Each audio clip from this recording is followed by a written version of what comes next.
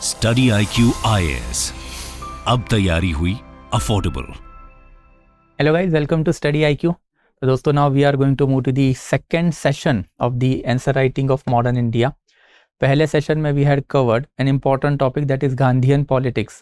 And Gandhian politics के मैंने आपको जो टूल समझाए थे उसको थोड़ा सा ध्यान में रखना, बिकॉज गांधी जहाँ पे आएंगे वो टूल्स आपको थोड़ा सा एक अंडरस्टैंडिंग देने के लिए सिग्निफिकेंट रोल जो है प्ले करेंगे। तो now will move on to the second. वैसा है टोल्ड यू कि इसके ऊपर थोड़ा सा कॉन्क्वेस्ट के ऊपर वाले जो क्वेश्चन है उसको फोकस करेंगे। जो रिपीटेटिव क्वेश्चन है, जैसे आई हैव टोल्ड यू कि रणजीत सिंह के ऊपर मुझे लगता है कि वापस से एक सवाल आएगा, एंड फिर battle of Plassey, battle of Buxar के ऊपर वापस सवाल तो आते ही है। तो लेट्स टॉक अबाउट देम। तो सबसे पहला वाला क्वेश्चन है आज का, इस battle of Plassey was a skirmish, मतलब ये छोटा मोटा झगड़ा था। अब ये कैसे प्रूव करोगे? तो आपको डाटा होना चाहिए। ये मैंने आपको टॉपिक डिस्कशन में भी बताया था कि डाटा के बिना ये वाला क्वेश्चन लिखना थोड़ा सा मुश्किल है, तो आपके पास ये डाटा जो है ऑन द बैटलफील्ड वो होना चाहिए। वेरएज बैटल ऑफ बक्सार जो है वो एक्चुअल में वॉर था, रियल वॉर था, मतलब एक्चुअल में वॉर था। तो वॉर था तो ऑब्वियसली अगेन आपको ये डाटा जो होना चाहिए। एंड आफ्टर कंक्लूड करना है आपको by stating the long term impact of the war. तो अब इसके ऊपर थोड़ी सी बातें करेंगे। तो लेट्स गो कि भाई battle of Plassey was a skirmish. तो बैटल ऑफ प्लासी अगर स्कर्मिश था देन आपको पता होना चाहिए कि भाई यहाँ पे कैजुअलिटी जो है वो सिर्फ 65 एंड आफ्टर 500 थी। एंड फिर अगर बैटलफील्ड की भी बात करें तो 2000 की आर्मी थी रफली ब्रिटिश ईस्ट इंडिया कंपनी के पास, वर्सेस नवाब के पास 50,000 की आर्मी थी। एंड फिर इसमें अगर इतनी छोटे लेवल की कैजुअलिटी होगी कि hardly we can say 500 people on this side, 65 people on that side, तो it shows that it was not a battle, it was a minor skirmish जिसमें ज़्यादा लोग जो है नहीं मरे हैं। Thereafter no military superiority, it was Nawab's treachery that ultimately won the warfare for the Britisher। तो नवाब की जो बेसिकली आर्मी थी, नवाब सिराजुद्दौला की, वो 50,000 की जो आर्मी थी, वो 50,000 में से 45,000 की जो आर्मी है ये लेके भाई साहब ने अपना क्या कर लिया, कैंप ही बदल दिया। And it was only Mir Madan who was to replace Mir Jafar later on. तो वही लॉयल रहा एंड उसी ने सिर्फ बैटलफील्ड पे बैटल खेला। दैट्स व्हाई फिर इतना छोटा मोटा जो आपको डेथ टोल है वो दिखाई भी देता है।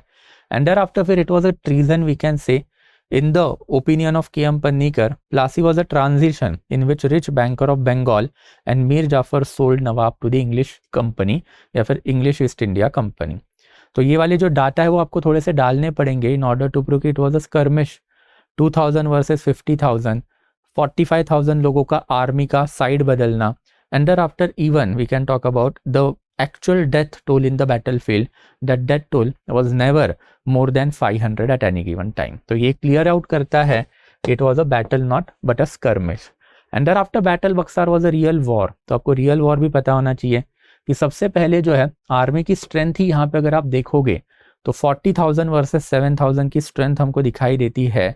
तो 40 to 60,000 वर्सेस 7,000 की जो स्ट्रेंथ रहेगी, एंड फिर उसमें कैजुअलिटी जब आप देखोगे तो ऑब्वियसली वो भी आपको जो है हैवी दिखाई देगी। तो ब्रिटिशर्स के approximately 847 and more than 2,000 death toll from the Indian side. तो मतलब जो 47 से लेके 60,000 की आर्मी रहेगी और उसमें 2,500-3 हज़ार लोग जो मरे हुए हैं, तो इट क्लियरली शोज कि बैटल जो है वो एक्चुअली फॉट आउट हुआ था। एंड बैटल की स्ट्रेटेजी भी पता है कि फोर्ट ऑफ बक्सार के अंडर से Hector Munro ultimately attack the 3 wings of the Nawab's army, जिसमें Mir Qasim, thereafter emperor Shah Alam, Nawab Shujauddaula था, और उसमें से शुजाउद्दौला की विंग के ऊपर ही अटैक हुआ। शुजाउद्दौला उल्टे पाव भाग गया। एंड रिवर बहती है बेसिकली गंगा रिवर, उसके अराउंड ही बक्सार का फोर्ट है, तो रिवर के उस तरफ भी भाग गया। एंड भागने के चक्कर में जो बोट होते थे, ब्रिजेस होते थे, उनको भी जला दिए। And that is of Mir Qasim and thereafter Emperor Shah Alam fell into the hand of the Britishers, जिसमें से Mir Qasim ultimately ran away, जिसका लेटर ऑन क्या हुआ किसी को पता नहीं। And emperor Shah Alam basically went into the hand of the Britishers. And फिर इसमें हेक्टर मुनरो की जो मिलिट्री डिप्लोमेसी है वो दिखाई देती है, मतलब मिलिट्री जीनियस दिखाई देता है, जहाँ पे ही हैड डिसाइडेड कि out of the 3 wing of the British East Indian company army he will go and he will attack the exactly the same wing which matters, that is Nawab Shujauddaula's wing। And Shujauddaula भाग गया तो British हार गया। And फिर इसका जो impact है that is treaty of Allahabad, it also shows that it was a battle. Battle and हुआ ट्रीटी के साथ, स्कर्मिशेस में ट्रीटी नहीं होती है, बैटल में ट्रीटी होती है। तो battle treaty of Allahabad 2 separate treaties हुई, एक नवाब के साथ, एक मुगल एम्पेरर के साथ।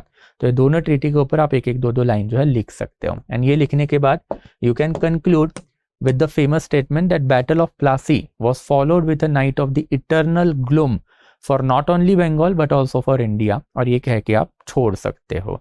तो ये something we can talk about in conquest of Bengal. And thereafter we are having conquest of Punjab.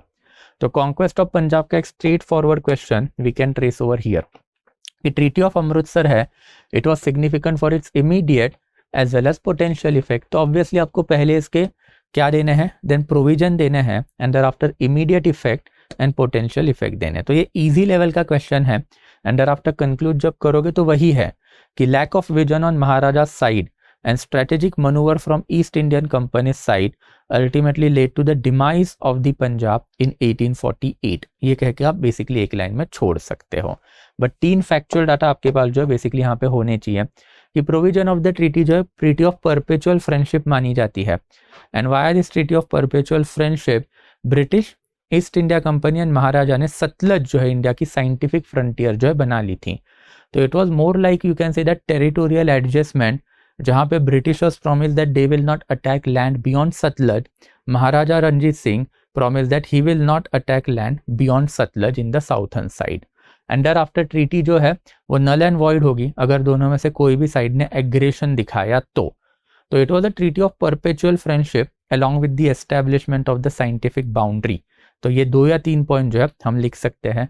There after फिर इसके इमीडिएट इफेक्ट आपको दिखाने पड़ेंगे. इमीडिएट इफेक्ट क्या है कि Maharaja Ranjit Singh ultimately gave up the claim on Jalandhar Doab. तो महाराजा रणजीत सिंह का जो जालंधर डोब वाला एरिया है जहाँ पे पटियाला आता है, तो वो वाला एरिया महाराजा रणजीत सिंह को चाहिए था. तो महाराजा रणजीत सिंह के एम्बिशन चेक हो गए. एंड सेकेंड इंपॉर्टेंट एस्पेक्ट जो है territorial and economical losses of Maharaja. Sutlej के बियॉन्ड की टेरिटरी जो है obviously it was important. Delhi was important for the Sikh empire. Khalistan या फिर खालसा की अगर हम लोग बात करें, देन खालसा का हमेशा से एक क्लेम दिल्ली के ऊपर रहा है. एंड फिर हम लोगों ने जो मीडिएवल इंडिया के हमारे सेशन थे उसमें इवोल्यूशन ऑफ खालसा पंथ में भी देखा हुआ था. तो ये 2 चीज़ें जो है महाराजा के लिए हुई. And thereafter ultimate effect जो है उसमें यही पता चला कि महाराजा रणजीत सिंह जो ज़मान शाह को हरा चुके थे, पूरे पंजाब के 12 मिसल्स को एक साथ ला चुके थे. Now he is basically afraid of going against East India company. According to the contemporary historian, Maharaja की आर्मी सेकेंड स्ट्रॉन्गेस्ट आर्मी थी in India at that time. British East India की आर्मी फर्स्ट आर्मी थी. But obviously by signing this treaty of perpetual friendship, Maharaja virtually give away his independence. And it is very horrible reality या फिर sad reality कि entire 30 years that were there after Maharaja's signing of the treaty till 1939, Maharaja just succumbed. ये महाराजा को जो ultimately जो है बो down ही करना पड़ा. तो ये एक लॉन्ग टर्म इम्पैक्ट था. देयर आफ्टर जो है महाराजा रणजीत सिंह के जो इंटरनल अफेयर है उसमें कंपनी ने बहुत बार दखलंदाजी भी की है. So for example Maharaja Ranjit Singh wanted Peshawar, but Britishers had very cordial relation with the amir of Afghanistan, so he could not attack Peshawar. Maharaja Ranjit Singh wanted Sindh वाला area, but Talpur chiefs of Sindh basically were in contact with the Britishers and Britishers came for the mediation. And Britishers का mediation महाराजा को हर जगह पे accept करना भी पड़ा. And thereafter obviously it was a serious threat to the Maharaja's dominion. Keeping such a strong enemy at your border means obviously you are creating a problem for your successor, whereas you were capable to handle that problem. So you just passed the buck to your successor and your successor proved out to be weak. And that is ultimately पूरा का पूरा territory जो है वही collapse हुआ.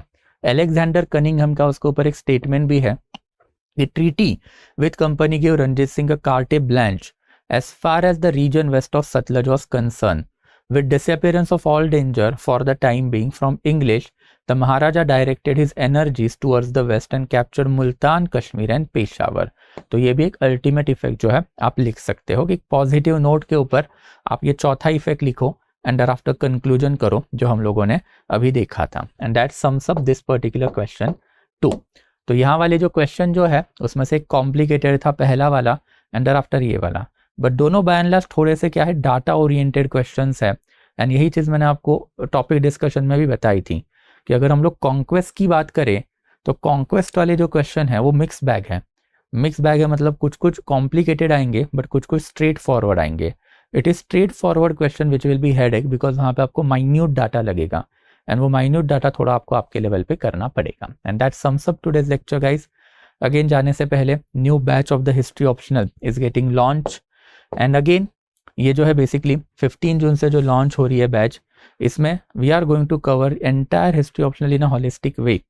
I have myself scored more than 300 plus in history optional, and in that capacity I know कि जब आप फाउंडेशन करते हो देन आपको क्या चीज़ें सिखाई जाती है, क्या नहीं सिखाई जाती है बाहर.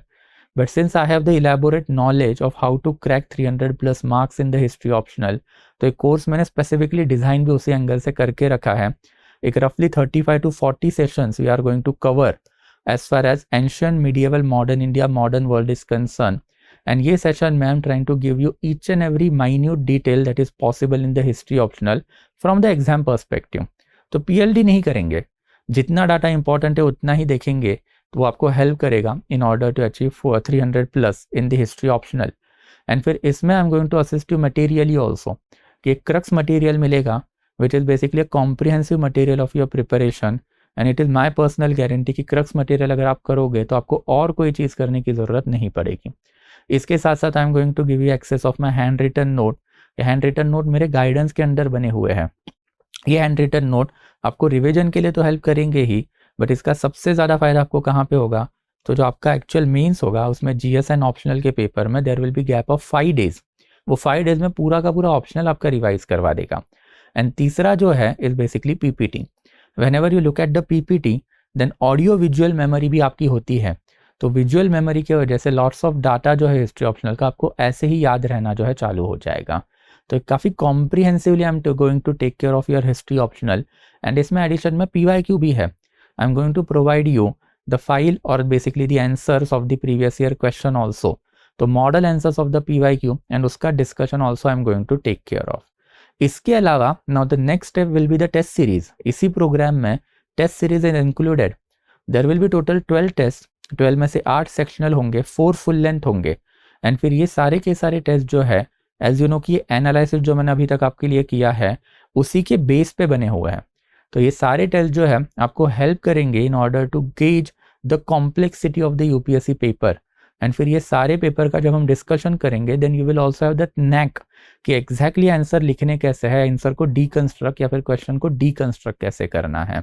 एंड ऑब्वियसली फिर मॉडल आंसर जो है उसका भी आपको एक्सेस रहेगा and discussion I am going to take by my self.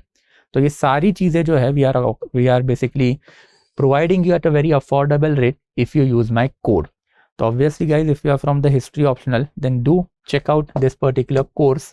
And अगर आपको सिर्फ टेस्ट सीरीज में इंटरेस्ट है देन ऑब्वियसली टेस्ट सीरीज के लिए we are providing the entire test series 12 test वाली at an affordable rate again. बस इसमें एक ही चेंज है, उसको थोड़ा सा याद रखना कि ये 20 जून से लॉन्च हो रही है, नॉट फ्रॉम 18 जून. 2 दिन का थोड़ा सा डिले है. And that will be it from my side guys today. आज के लिए जो है basically we will be stopping.